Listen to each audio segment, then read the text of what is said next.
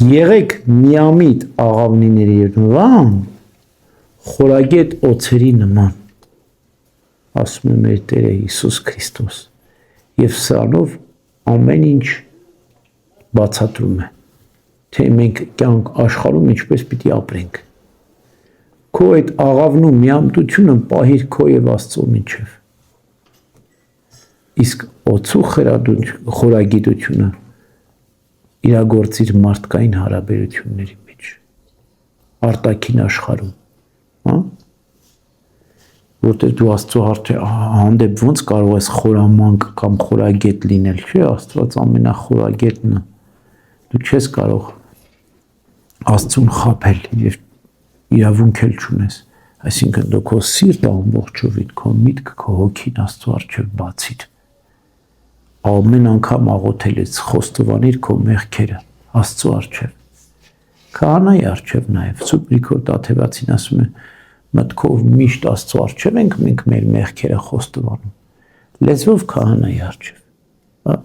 կրկին նրան ում վստահում ենք, ում առջև կարող ենք մեր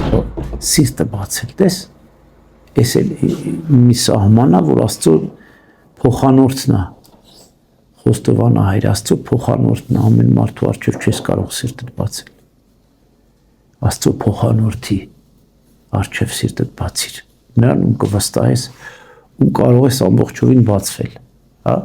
խոստովանությունը Աստծուն եւ Աստծո ծառայի առջև պետք է լինի։ Սա է սահմանը միամտության, սա է սահմանը պարզության, մաքրության, սա պահիր քո մեջ։ Դուրս եկար մարդկանց մեջ, խորագետ պետք է լինես։ Պետք է պաշտպանվես, այո, իմաստությամբ ճիշտ ասած, ոչ թե մարդկային միջոցներով, այլ աստվածային զենքերով։ Հիմա փորձեմ բացատրել։ Քրիստոնյա ինչ է նշանակում։ Քրիստոնյա նշանակում է Քրիստոս ինը։ Քրիստոս նրա մեջ է։ Քրիստոսի մեջ է։ Դուք նկատել եք, երբ որ մենք քրիստոնեական կյանքով ենք ապրում, իրապես ավետարանն ենք կարդում, պատվիրաններն ենք պահում,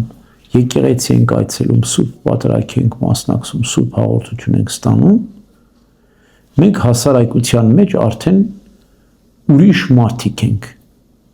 Համաձայն եք, եթե իրապես այդպիսին ենք, հա, մենք ուրիշ ենք արդեն, տարբերվում ենք եւ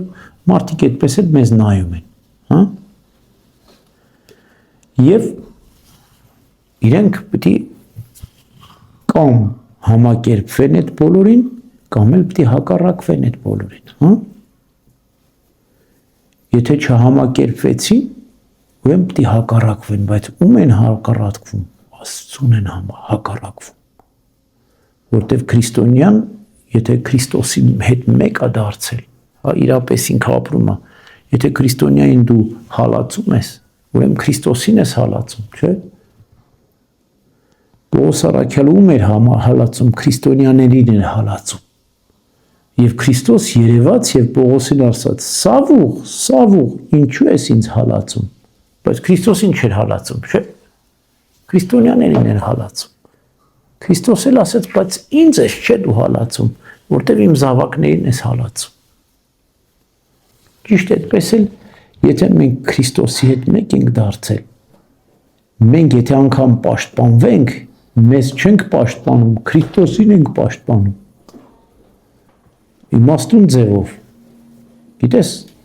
քրիստոնյայի խոսքը շատ խոր եւ իմաստուն դիպուկ պետք է լինի։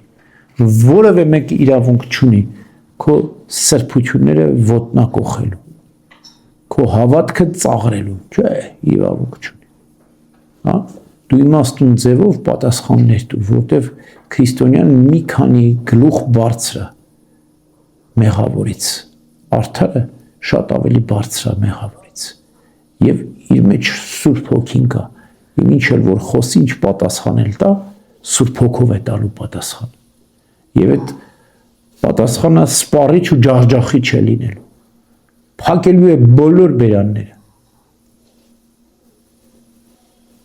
իմաստուն ձևով, հա, մենք Քրիստոսին կարող ենք եւ պետք է պաշտպանենք։ Որ Քրիստոսին, այ մեր մեջ բնակված Քրիստոսին, այդ աղավնին պետք է խորագետը պաշտպանի։ Եթե մենք չունենք օծի խելագիտությունը, մեր աղավնու միամտությունը չենք կարող պաշտպանել։ Եվ անընդհատ դուժելու է մեր աղավնին։ Անընդհատ օծը ուտելու է աղավնուն։ Պետք չի, որ օծը աղավնին ուտի։ Մի հատ էլ օծ պիտի պահենք, որ աղավնուն պաշտպանի, հետ օծերի դեմ կռվի։ Իմացաք։ Ամեն։